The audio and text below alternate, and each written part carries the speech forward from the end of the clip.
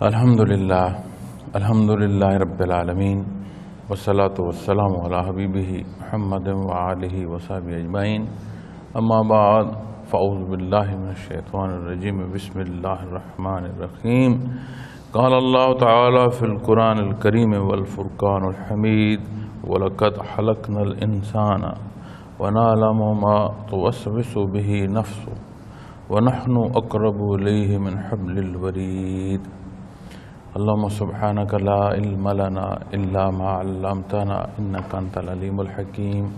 مولاي صل وسلم دائما أبدا على حبيبك من زانت به الرسول معزز سامعین کرام السلام علیکم ورحمۃ اللہ۔ آج ہمارا موضوع مراقبات ثلاثہ کا تیسرا حصہ مراقبہ اقربیت ہے۔ پہلے دونوں مراقبات کی طرح اس کے سبق کا انداز بھی یہی ہے کہ مراقبہ معیت پر جب کھڑے ہو کر غور کیا جاتا ہے اوپر اور سالک ایک دفعہ اللہ کہتا ہے اور شیخ کی توجہ ہو اور وہ توجہ دے کر لے جائے تو مراقبہ اقربیت پر سالک پہنچتا ہے۔ پہلے دونوں مراقبات کی طرح اس میں بھی اسی طرح فرق ہے کہ معیت سے یہ مقام مختلف ہے، بہت بڑا ہے اور اس کا رنگ، اس کی کیفیت،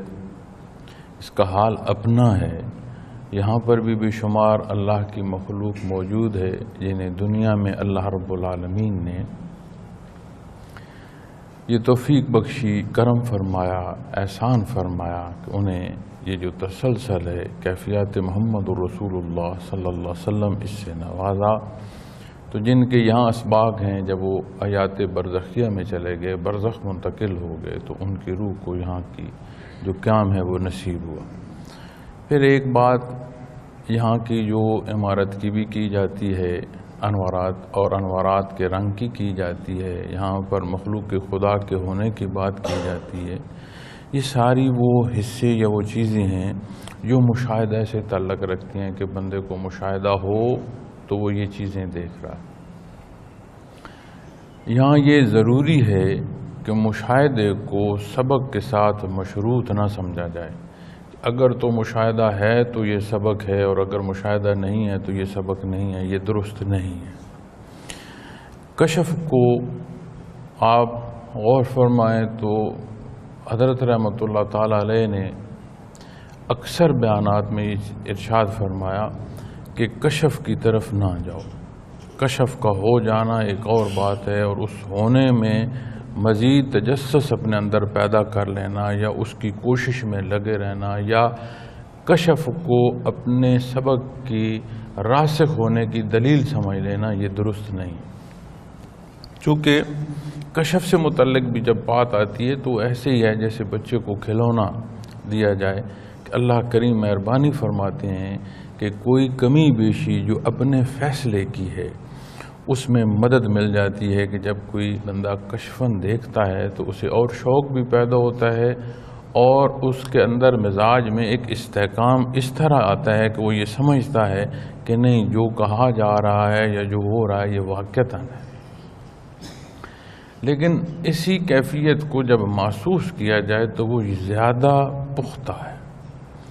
اس لیے کہ کشف میں خدشہ ہوتا ہے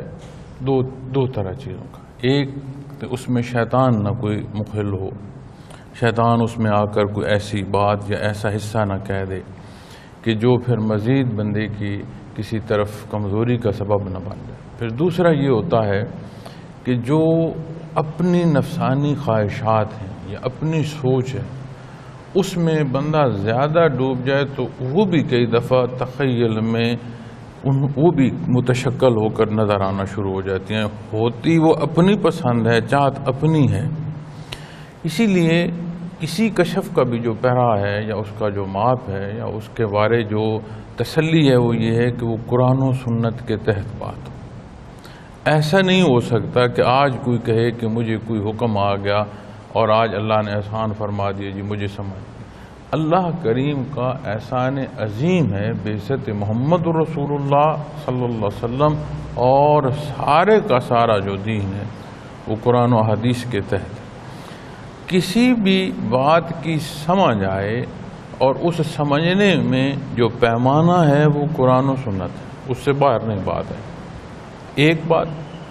دوسری بات، کسی کے مشاہدے یا کشف اس کی ذات تک ہے، اس سے کسی دوسری کا تعلق نہیں۔ یہ بات بھی تجربے میں آتی ہے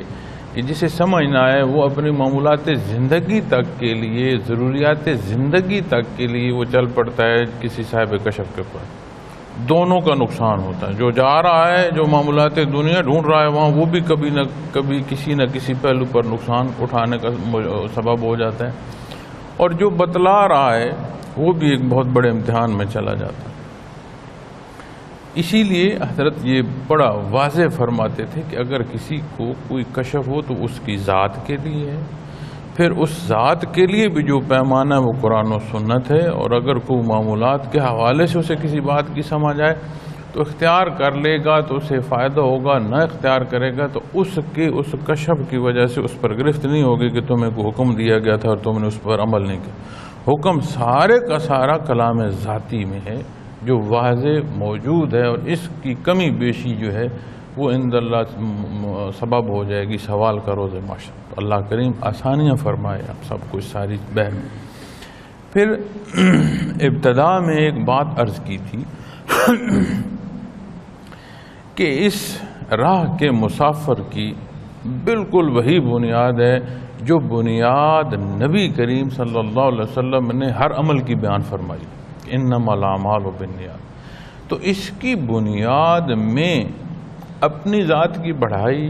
کشف و کرامات کا اپنے ساتھ منسلک ہو جانا، لوگوں سے اپنے آپ کو محسوس کرنا کہ میں بڑا متقی ہوں اور لوگوں سے زیادہ پرہیزگار ہوں،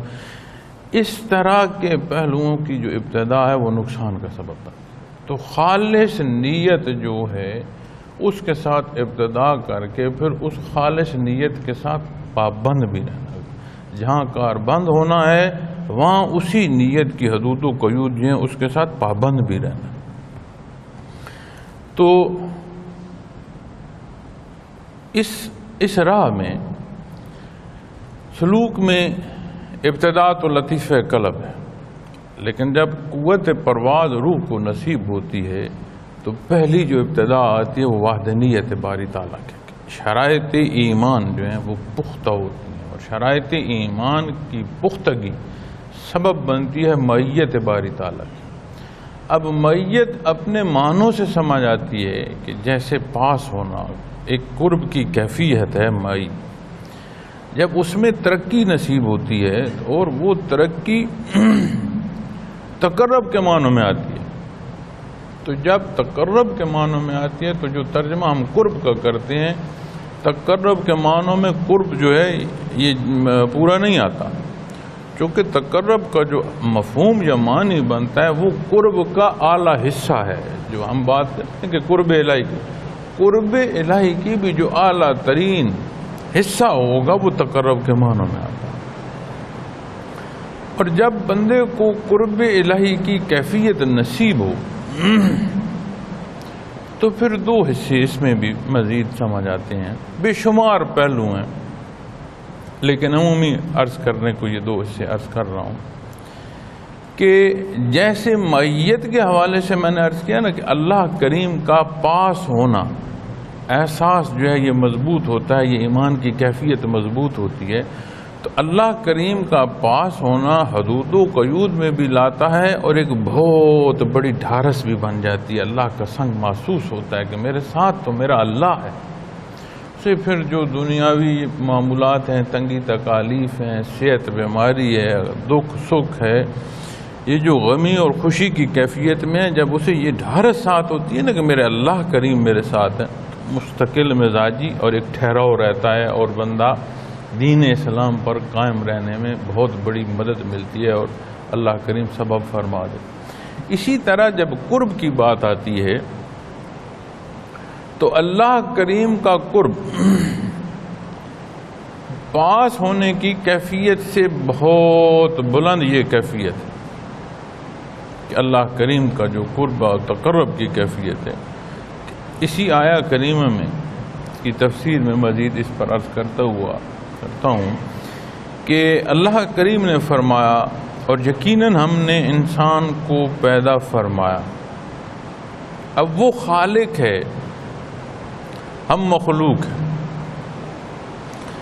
آج ہم اپنے معمولات زندگی میں کئی پہلوؤں پر جھنجھلاٹ محسوس کرتے ہوئے احکامات اسلام پر عمل پیرا نہیں ہوتے.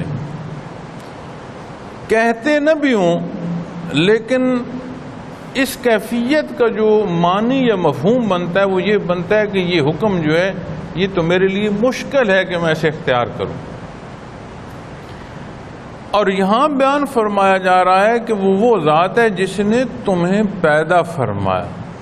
اب بندے کی جو ضروریات ہیں، جو پسند ہے، جو ناپسند ہے، جتنی استعداد ہے یا وجودی پہنچ ہے یا سوچ کی پہنچ ہو سکتی ہے، جس طرح کی بھی کیفیات اور جس حد کی بھی ہو سکتی ہیں، جس طرح کی بھی گراوٹ اور جس حد تک جا سکتا ہے، ہر پہلو کو احاطہ فرما لیں. جس نے پیدا فرمایا اس کے دستے قدرت سے یہ چیزیں باہر ہیں.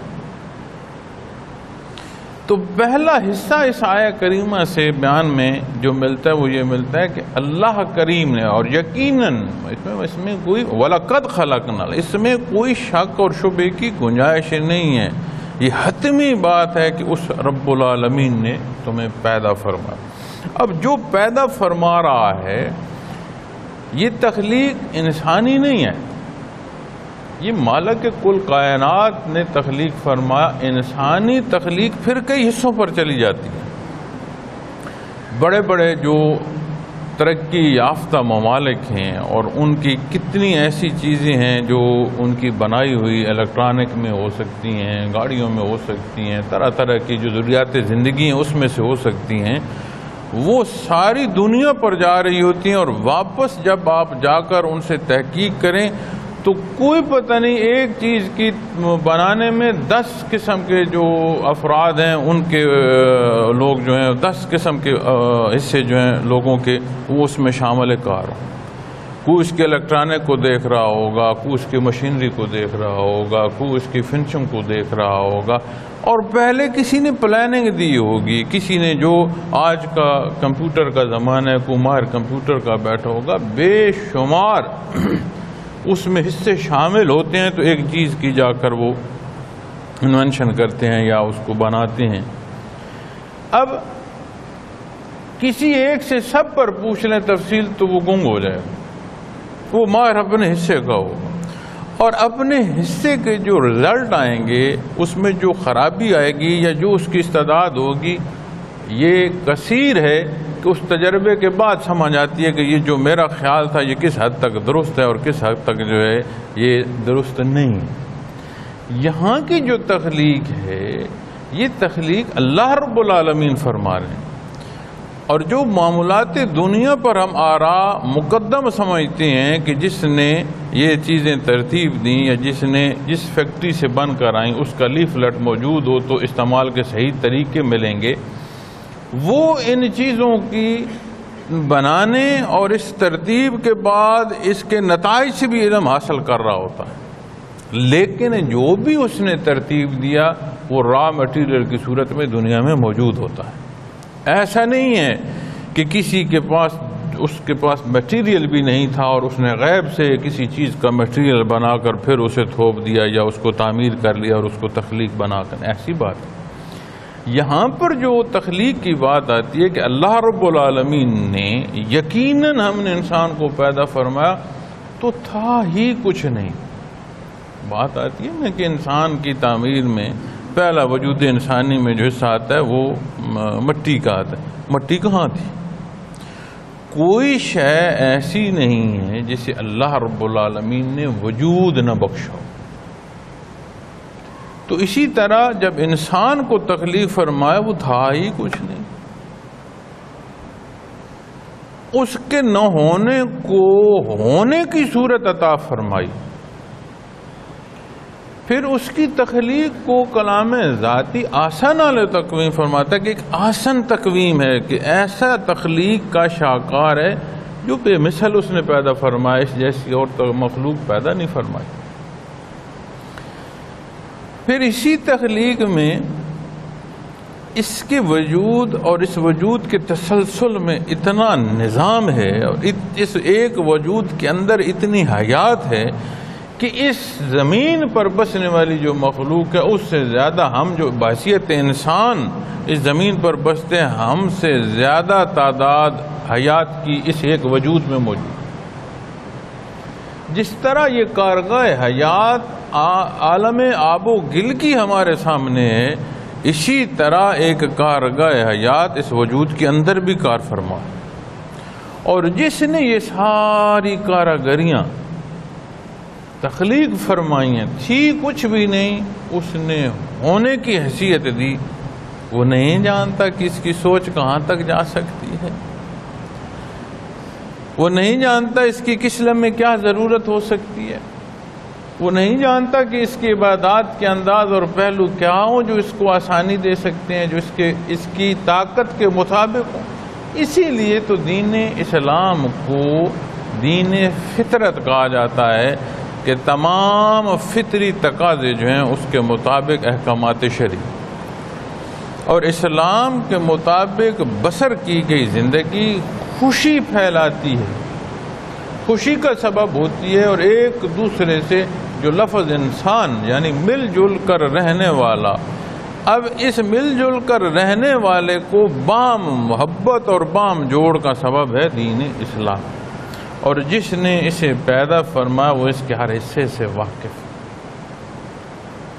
قرآن کریم کی ایک آیہ کریمہ میں ارشاد ہے کہ ان تمام مخلوق کو جو یہ سوچتے ہیں کہ آج پیدا ہوئے تو مر گئے تو مٹی ہو جائیں گے، خاک ہو جائیں گے، فرمایا کسی ایک کو پیدا کرنا یا ان تمام کو پیدا کرنا اس کے لیے ایک برابر ہے، اب بھی اس نے پیدا فرمایا تب بھی دوبارہ جی اٹھائے گا۔ تو جب اللہ کریم نے پیدا فرمایا تو ہر حال سے واقف ہے، اس کے مزاج تک کی، اس کی ضروریات تک کی، اس کی جو خواہشات ہیں، اس کی استعداد ہے، ہر صورت سے واقف ہے۔ وَنَعْلَمُ مَا تُوَسْوِسُ بِهِ نَفْسُ، عجیب صورت بیان اس نے فرمایا۔ یہ دیکھو جو بات میں کر رہا تھا، ہم تو ظاہری حصوں پر بھی بات کر رہے تھے نا، سوچ کے ساتھ اللہ کریم نے فرمایا اور اس کے جی میں جو خیالات آتے ہیں ہم ان کو بھی جانتے ہیں۔ اب قرب کی کیفیت کے کئی پہلو آنا شروع ہو جاتے ہیں۔ دو پر تو عمومی میں بات کر رہا تھا نا کہ ایک اللہ کی کا قریب ہونا جو یہ ایمان ہے اس میں پختگی نصیب ہوتی ہے، اور دوسرا حصہ جو ہے کہ اللہ کریم کی جو محبت ہے، جیسے کہتے ہیں نا، مجھے کل بھی کوئی بات کر رہے تھے کسی حوالے سے کہ کسی کی محبت کے بارے میں بندہ کہتا ہے وہ میرے دل میں بستا، حقیقتاً وہ دل میں نہیں بس رہا ہوتا، لیکن جذبات جو محبت کے کسی فرد کے لیے بھی ہیں یا کسی بزرگ کے لیے بھی ہیں، یہ فکرہ عام کہتے ہیں، اور اس فکرے کا صرف لفظ مقصود نہیں ہوتے، ہم وہ کیفیت جو تعلق قلبی اس کے ساتھ ہے جو محبت کا ہے اس کا اظہار کر رہے ہوتے۔ لیکن یہاں صورت ہی ایسی ہے کہ اللہ جل شانہ کے ساتھ بندگی نصیب ہو تو یہ صورت یہ مل جاتی ہے کہ اللہ کریم کی ایسی محبت کہ وہ میرے دل میں رچ بس گئے۔ تو یہاں جو دوسرا حصہ بیان فرمایا وہ فرمایا وَنَعْلَمُ مَا تُوَسْوِسُ بِهِ نَفْسُ، کہ اس کے جی میں جو خیالات آتے ہیں ہم اس کو بھی جانتے ہیں۔ اب اس قرب کی کیفیت محض یہ نہیں ہے کہ وہ قریب ہے، اس نے پیدا فرمایا، حدود و قیود ساری اس کی جو وجود کی استطاعت کے ساری وہ جانتے ہیں، اس کی پیدا فرمائی ہوئی ہے۔ ایسا نہیں ہے کہ مرکب بنایا اور مرکب حدود و قیود سے اس کی قوت بڑھ گئی، ایسا نہیں۔ کس کو کتنی استعداد کس وقت اور کس وقت تک دینی ہے ہر چیز طے ہے اور اس کے دستے قدرت میں۔ ان اللہ علی کل شیء قدیر، کوئی شے اس کی دستے قدرت سے باہر نہیں ہے۔ تو جب بات خیالات کی آئے تو حدود بھی اس نے عطا فرمائی ہیں، پھر یہ قرب کی کیفیت ایسی ہے کہ جو تم سوچ رہے ہو وہ شاید بھی ہے دیکھ رہا ہے، اس کے سامنے ہے جو کچھ سوچ رہے۔ آپ تشریف فرما ہیں، میں اپنے اس بیان میں کیا کچھ سوچ رہا ہوں آپ نہیں جانتے، آپ میرے الفاظ جو چیزیں عرض کر رہا ہوں اس کے بدلے میں آپ میرے متعلق کیا سوچ رہے ہیں؟ ان الفاظ کو باغور سن کر اس کے تحت کچھ سوچ رہے ہیں یا کسی اپنے خیال میں بیٹھے ہیں؟ نہیں معلوم۔ ایک حد ہے، ایک اندازہ ہے کہ بندے کی صورت یا اس کے وجود کو دیکھ کر سمجھ آتی ہے کہ خوشی میں بیٹھا ہے، تھکاوٹ میں بیٹھا ہے، شوق میں بیٹھا ہے، ناراضگی میں بیٹھا ہے۔ صورتیں کسی حد تک واقفیت ہوتی ہے، حقیقت حال جو ہے وہ کلی سمجھ نہیں آتا کسی کو۔ لیکن جب قرب الہی کی صورت یہاں بیان فرمائی جا رہی ہے، یہ بھی بڑا واضح بیان فرمایا جا رہا ہے کہ جو سوچ ہے تیری وہ بھی اس کے سامنے ہے۔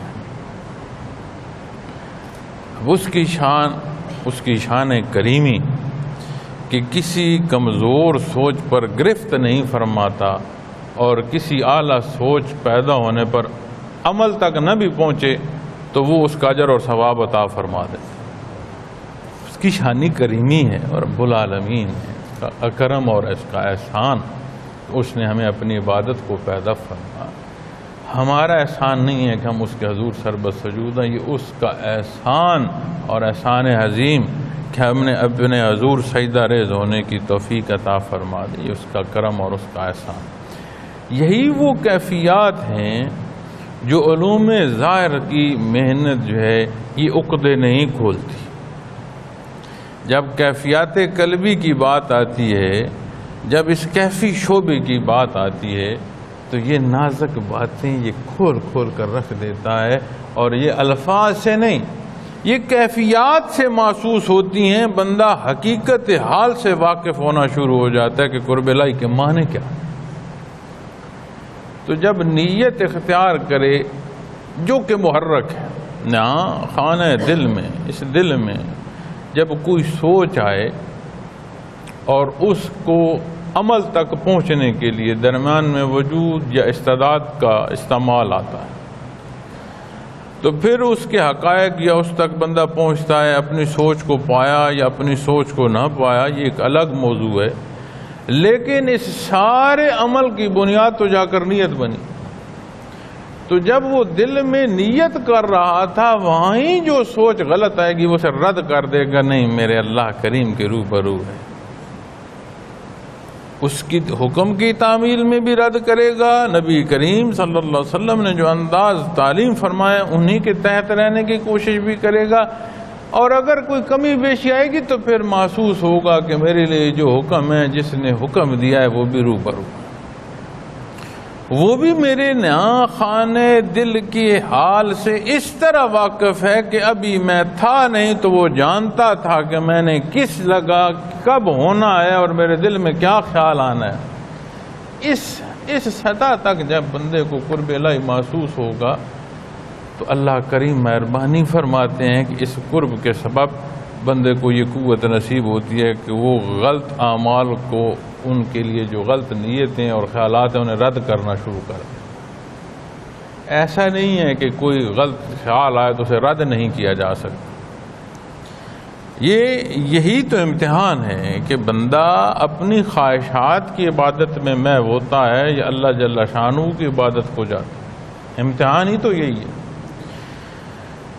تو جب بندہ یہ خیال کرتا ہے اور اس کا ایمان اس درجے کا مضبوط ہوتا ہے کہ جو خیالات آ رہے ہیں، آتے ہیں، یہاں پر ایک ہوتا ہے خیال کا پیدا کر سوچنا، کوئی بھی خیال آ جائے تو ہمارا اختیار نہیں ہوتا، اور اس میں ایک سوال بھی آتا ہے کہ نماز میں جی خیالات بہت بھٹک جاتے ہیں، ذکر کرتا ہوں تو اس کے اندر متوجہ نہیں رہتا، اس کا بھی کوئی حل بتایا جائے۔ تو جب آپ عبادت کر رہے ہیں، جیسے آپ نماز پڑھ رہے ہیں، تو نماز کی ادائیگی کے جو احکامات ہیں وہ بھی ذہن میں ہوں، اور جو کچھ عرض کیا جا رہا ہے اس کا ترجمہ بھی آتا ہو، تو بندے کے خیالات جو ہیں وہ کم آتے ہیں اور بھٹکتا کم ہے، زیادہ متوجہ اپنی نماز میں رہتا ہے۔ جب معلوم ہی نہ ہو کہ میں اللہ کے حضور کھڑا ہوں اور کیا پڑھ رہا ہوں، ایک کمپیوٹر میں فیڈ ہو گئی چیز ذہن میں، ایک آگے اور وہ یاد ہے، ازبر ہے، یہ بھی نہیں معلوم ہوتا کہ کس لمحے میں کہاں پہنچا ہوں اور کس حصے کو عرض کر رہا ہوں، ایک اس کو لگاتار چل رہا۔ تو پھر جب خیالات آتے ہیں تو بندہ منتشر ہو جاتا ہے ذہنی طور پر اس میں، اور خیال کا آنا ایک صورت ہے جو بندے کے اختیار میں نہیں، اس خیال کو مزید سوچنا یہ کسی حد تک اختیار میں آ جاتا ہے۔ اور جب بندے کو نماز کا ترجمہ آتا ہو اور اپنے ترجمے میں خیال رکھے تو خیالات کم آتے ہیں، اور جب کوئی خیال آئے تو اسے مزید سوچنا یا نہ سوچنا یہ بھی بہت حد تک اختیار میں ہوتا ہے۔ خیال آئے تو یہ خیال ہو کہ میں نماز پڑھ رہا ہوں، اپنے ترجمے کی طرف دھیان دے تو وہ خیال ختم ہو جاتا ہے۔ اور جب اسی طرح خیال کرتا رہے تو آہستہ آہستہ خیالات کا آنا کم اور جو متوجہ ہونا عبادت میں وہ نصیب ہونا شروع ہو جاتا ہے۔ اسی صورت کو جب آپ ذکر پر لاتے ہیں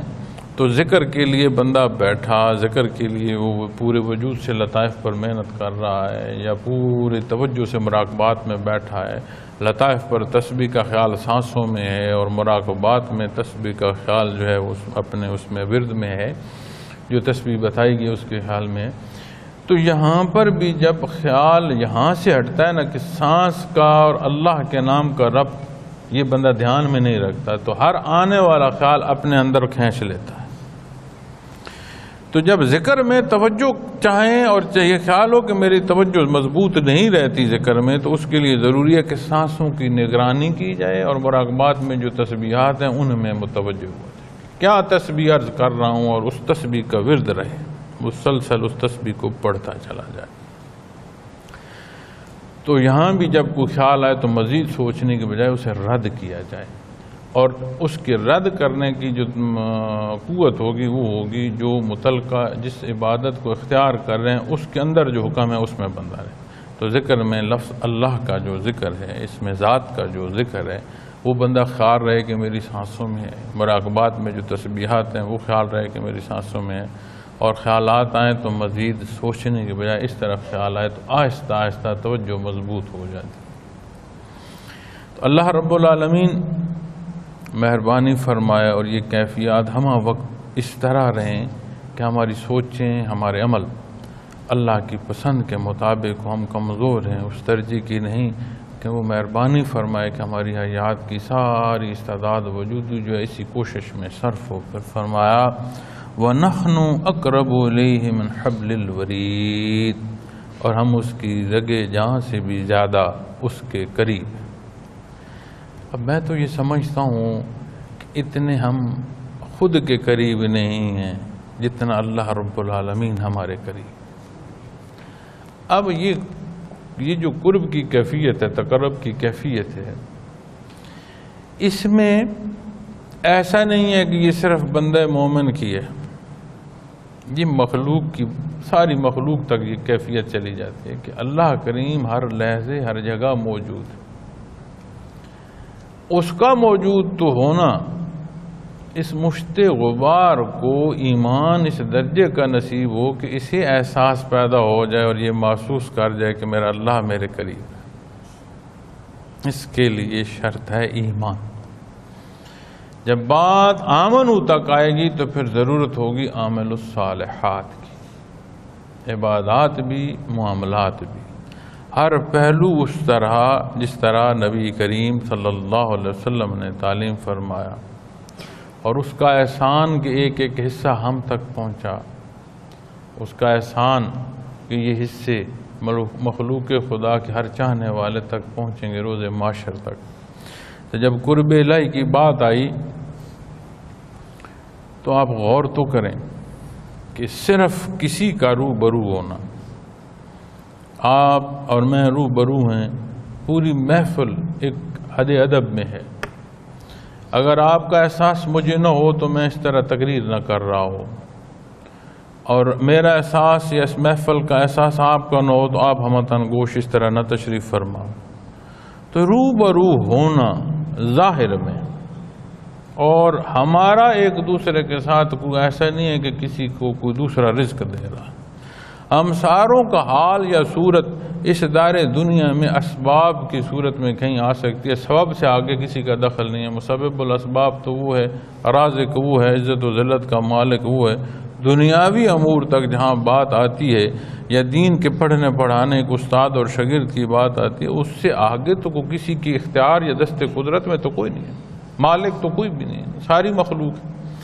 اب ساری مخلوق ہے، کسی کو بھی اپنے کسی حال پر اختیار نہیں، نہ زندگی اور موت پر آپ کو اختیار ہے، نہ زندگی اور موت پر جو یہاں بیٹھا آپ سے عرض کر رہا ہے اسے اپنے اختیار ہے۔ ساری مخلوق، سب کا مالک اللہ ہے۔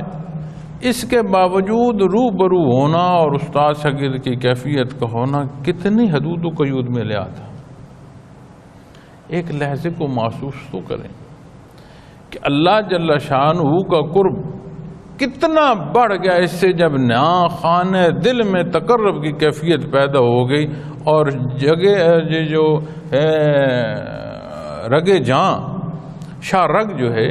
اس سے مراد یہ نہیں ہے کہ شاہ رگ جتنی ہے، کیونکہ شاہ رگ انسانی حیات کے جو خون کا نظام ہے اس میں سب سے بڑی اور مین حصہ ہے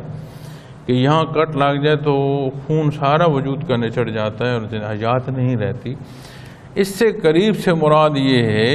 کہ اب اس کے اندر بھی تو سیلز ہیں، یہ بھی تو مرکب ہے، اس رگ جہاں کی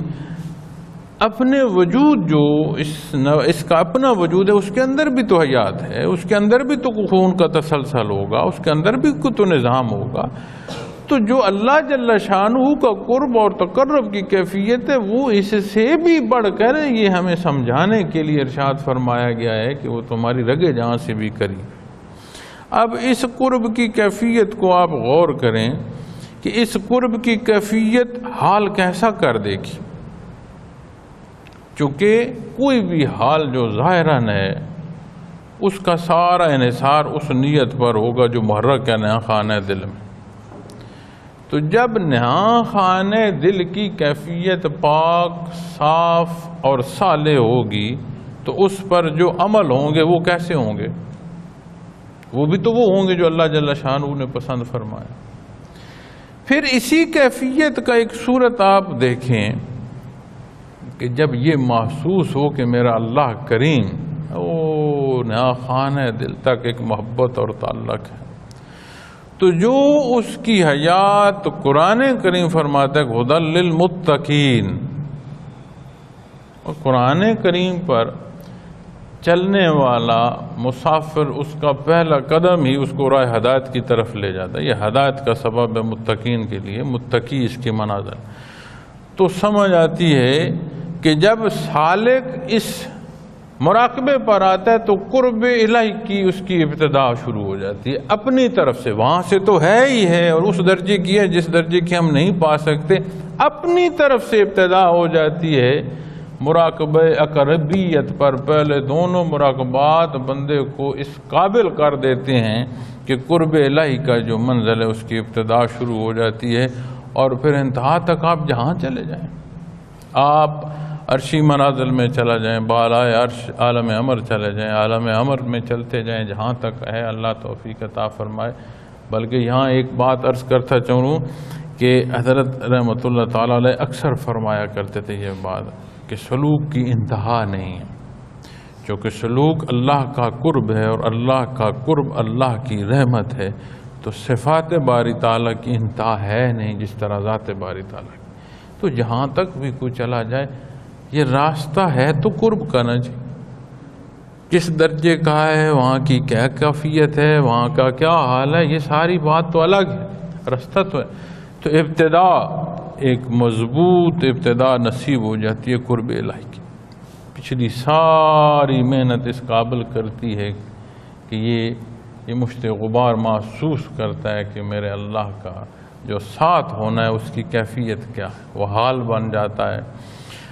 عبادات میں بالکل اسی طرح جس طرح حیات دنیا کی تسلسل کے لیے ضرورت ہے، جو ضروریات انسانی ہیں ان کا بام موجود ہونا اور ان کا بام حاصل ہونا، بندہ کھا پی سکے، سو سکے، آرام کر سکے، جو اس کی ضروریات ہیں وجود کی وہ اس کو ملتی۔ اب حیات کا تسلسل ہے، اسی طرح جب عبادات میں آپ آئیں گے تو عبادات کا بھی تسلسل ضروری ہے کہ بندہ ایمانی طور پر مضبوط رہے، چونکہ ایمان میں قوت نصیب ہوتی ہے اعمال سے، اور اعمال میں عبادات سے معاملات تک ہر حصہ ہے، پوری انسانی زندگی جتنی بھی ہے چاہے وہ ذاتی حیثیت سے ہے یا اجتماعی حیثیت سے ہے، معاشی ہے یا معاشرتی ہے، کوئی پہلو بھی جو ہے اس سارے کے لیے اللہ کریم نے احکامات نازل فرما دیے ہیں۔ اس سارے کے تحت جب بندہ زندگی بسر کرتا ہے تو پھر اس کا ہر عمل، ہر قدم جو ہے وہ قرب الہی کی طرف گامزن ہوتا ہے اور اس طرف چل رہا ہوتا ہے۔ اور نہاں خانہ دل کا یہ احساس کہ اللہ کریم کا جو قرب ہے، یہ محسوس ہو کہ اتنا قریب تو میں خود کے نہیں جتنا میرا مالک میرے قریب ہے، تو وہ سوچیں بڑی صاف ہونا شروع ہو جاتی ہیں۔ اپنے اندر کا جو ترازو ہے وہ بڑا واضح فیصلہ دیتا ہے کہ یہ جو تو سوچ رہا ہے یہ تیرا تجاوز ہے، یا یہ جو تو سوچ رہا ہے یہ دین اسلام کے تحت بات آتی ہے۔ لیکن جو بات عرض کرنا چاہ رہا ہوں وہ یہ ہے کہ یہاں بھی محنت جو ہے وہ ہمہ وقت چاہیے، اور بڑا تھوڑا وقت ہے۔ یہ جو زندگی ہے یہ بہت تھوڑا وقت ہے اور اس کا بدلہ بہت بڑا ہے۔ قرآن کریم ارشاد فرماتا ہے کہ جو جتنی غلطی کرے گا اتنا اس کو بدلے میں سزا ملے گی، اور فرماتا ہے جو جتنا صالح ہوگا اس سے زیادہ اس کو اجر دیا جائے گا۔ تو یہاں فانی جہان ہے، تو یہاں سے جہاں پہنچنا ہے، جب مسافر با منزل ہوگا تو وہاں جا کر وہ یہ دیکھے کہ یہاں تو ہمیشہ رہنا ہے، تو پھر اس کا دیکھا کیا دیکھا اور اس کا معنی بحیثیت امت محمد رسول اللہ صلی اللہ علیہ وسلم کیا معنی، تو کوئی فرق نہیں ہے جو جا کر دیکھا جائے گا اور جو نبی کریم صلی اللہ علیہ وسلم نے ارشاد فرما دی اس میں کوئی فرق نہیں۔ ہماری ضرورت کا جتنا ہمیں درکار ہے وہ نبی کریم صلی اللہ علیہ وسلم نے ارشاد فرما دی۔ اب ہمارے ذمے اتباع ہے، اور یہ کیفیات بندے کو اس قابل کرتی ہیں، یہ کیفیات قلبی اس قابل کرتی ہیں کہ بندہ خالصتاً پورا خالص ہو کر، صاف ہو کر، نیک نیت ہو کر قرب الہی کے لیے اتباع آپ صلی اللہ علیہ وسلم کا اختیار کرتا ہے۔ کمی بیشی، دنیا، حالات، نفس، شیطان، معاشرے کی کمزوریاں، خرافات، ہر چیز، جب بندہ اس راہ کا مسافر ہوتا ہے تو وہ کریم ہے۔ انبیاء معصوم ہوتی ہیں، اس راہ کے مسافر کو وہ حفاظت دے دیتا ہے، اسے محفوظ کی کوئی نہ کوئی صورت نصیب ہونا شروع ہو جاتی ہے۔ اللہ کریم یہ توفیق عطا فرمائے، اللہ کریم یہ حال ہمیں عطا فرمائے۔ اور یہ صدا کے موقع نہیں ہیں، یہ موقع صدا کے نہیں ہیں، یہ صورت حال بدلتی رہتی ہے۔ اللہ کریم مہربانی فرمائے کہ جو چیزیں ہم نے دیکھیں، جو چیزیں ہم نے سیکھیں، بے شک وہ عین دین اور دین کے تحت ایک ایک بات تھی۔ اللہ ہمیں اپنی زندگیوں میں یہی باتیں، یہی حقائق اختیار کرنے کی توفیق دے، اور اسی ایمان کے ساتھ دار دنیا سے رخصتی عطا فرمائے۔ کتب میں، تحریر میں اور حضرت جی کی بیانات تک بے شمار پہلو اسباق میں شیخ کے حوالے سے بھی ملتے ہیں۔ ان کا بتانا ضروری ہے، لیکن جتنا بتانا ضروری ہے اتنا بھی میں پورا بتاتا نہیں، کیونکہ یہ چیزیں موجود ہیں، تحریر میں موجود ہیں، اور جتنی باتیں، اور میں نہیں سمجھتا کہ اس پون گھنٹے میں میں نے جتنے لفظ بولے ہیں اگر ڈھونڈنا شروع کر دو گے تو یہ لفظ بھی کہیں نہ کہیں آپ کو سلسلہ عالیہ کی کتب میں تحریر یا کہیں نہ کہیں شیخ رحمۃ اللہ تعالیٰ علیہ کے بیان میں یہ الفاظ مل جائیں۔ اب کیفیات قلبی میں یہ ضروری ہے تسلسل، اور مراقبات میں عدد امثال کی بھی بات ملتی ہے، احدیت پر، معیت پر، اقربیت۔ لیکن وہاں سے مراد یہ نہیں ہے کہ سالک جا کر وہاں شیخ کے پاس بیٹھ جائے، یہ حقائق ہیں جو بتائے گئے ہیں۔ ہر مراقبے کی صورت اور انداز بیان ہے، اس سے تجاوز نہ کیا جائے، نہ اس سے کمی کی جائے، چونکہ جو کوئی بتا رہا ہے، جیسے آپ کسی گاڑی میں جو سوار ہوتا ہے اس کا یہ خیال ہوتا ہے کہ میں محفوظ سفر جو ہے وہ اختیار کروں۔ اب اس گاڑی پر جو مامور ذمہ دار گاڑی چلا رہا ہے، آپ نے تو اگلے اسٹیشن پر اتر جانا ہے، اگلے نے اگلے اسٹیشن پر اتر جانا ہے، اور جو گاڑی چلا رہا ہے اس نے تو گاڑی کے ساتھ ہی چلتے رہنا ہے جب تک اس نے وہاں رہنا۔ تو آپ کا کیا خیال ہے کہ اس کا خیال نہیں ہوگا کہ سفر محفوظ ہو؟ آپ نے ایک دن سفر کرنا ہے، اس نے روز گاڑی چلانی ہے، اس کا نہیں خیال کہ وہ سفر محفوظ ہو؟ تو آنے والا تو اس اجتماع پر آیا، اگلے پر آیا، اگلے پر آیا، کوئی اس پر آ گیا، کوئی اگلے پر آ گیا، کوئی دو اجتماعات پر آ گیا، کوئی ایک چھوڑ پر آ گیا۔ تو جو یہاں ذمہ دار بیٹھا ہے اسے نزاکت کا اندازہ نہیں ہے کہ یہ موضوع کتنا نازک ہے۔ تو اس کی جو تربیت کے اصول ہیں وہ بڑے واضح ہیں۔ تو اس لیے جب بھی جو بھی سبق کیا جائے، جو حدود و قیود بیان کی گئی ہیں، اسی کے تحت اس سے کمی بیشی کریں گے تو نقصان کا سبب ہوگا۔ اللہ کریم مہربانی فرمائے کہ ہمیں اللہ کریم کی حفاظت نصیب ہو۔ پھر جب میں ان مراقبات ثلاثہ پر بات کی ہے تو میں نے ان کی جو کیفیت ہے یا انوارات، ان پہلو پر بڑا اجمالی سی بات کی ہے، تفصیلی بات نہیں کی۔ اگر کوئی اس کی تفصیل جاننا چاہتا ہے ان کیفیات کی تو مضبوط ذکر کرے،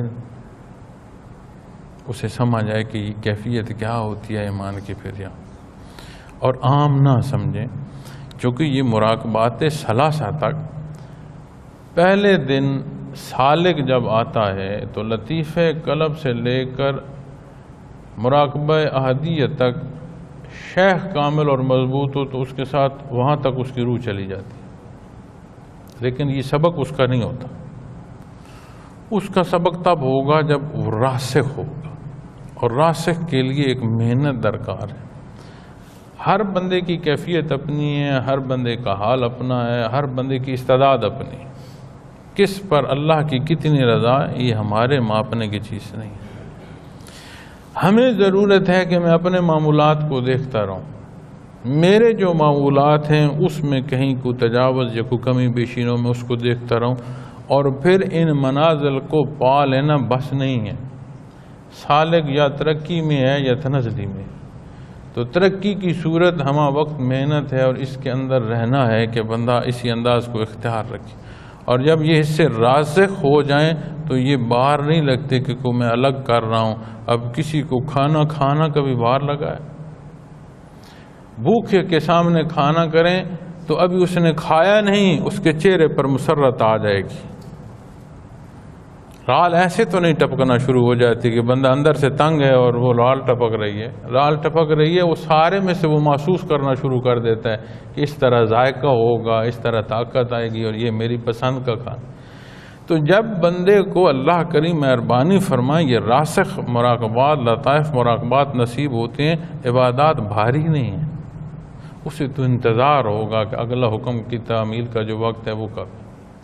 پھر یہ جو ذکر ہے، اس ذکر کا دوام کی کیفیت اور ذکر کثیر کی کیفیت ہی تب بنتی ہے جب ہر لمحہ پورا وجود اللہ کی یاد میں رچ بس جائے۔ اس کے لیے یہ اوقات ہیں جن کے لیے آپ اپنے معاملات زندگی سے وقت لے کر یہاں آپ تشریف لائیں۔ تو جب یہاں آئیں تو محنت فرمائیں، اور ان مراقبات کی جو تفصیل ہے اس پر اگر بات کرنا شروع کر دو تو اس طرف سوچ جانا شروع ہو جائے گی۔ تو بہتر ہے جو طریقہ بتایا جا رہا ہے، جو انداز یا جو حدیں بیان کی جا رہی ہیں، ان کے اندر رہتے ہوئے مضبوط محنت کی جائے، اور آپ کا جو یہاں کا وقت ہے اس میں نفلی معتکف کی حیثیت سے وقت بسر ہو، عبادات میں وقت بسر ہو، پوچھنے میں آپ کے پیریڈز ہیں وہاں بتاتے ہیں استاد، وہاں بات پوچھیں، ذکر کریں، محنت کریں، تاکہ جو وقت لے کر آئیں وہ صحیح صرف۔ پھر یہاں آ کر اگر آپس کی گپ شپ میں اپنے موبائل کے اس پر ٹائم ضائع کر دیں گے تو پھر کیا فائدہ۔ اللہ کریم ہمارے حال پر رحم فرمائے، اور یہ حقائق سمجھنے اور ان حقائق میں زندگی بسر کرنے اور دار دنیا سے بحالت ایمان روانگی نصیب فرمائے۔ وآخر دعوانا الحمدللہ رب العالمین۔ الحمدللہ رب العالمین، والصلاة والسلام علی حبیبہ محمد وآلہ وصحبہ وجعلنی مقیم الصلاۃ من ذریتی ربنا وتقبل دعا ربنا اغفر لنا ولوالديه وللمؤمنين ويقوم الحساب صلی اللہ تعالی علی خیر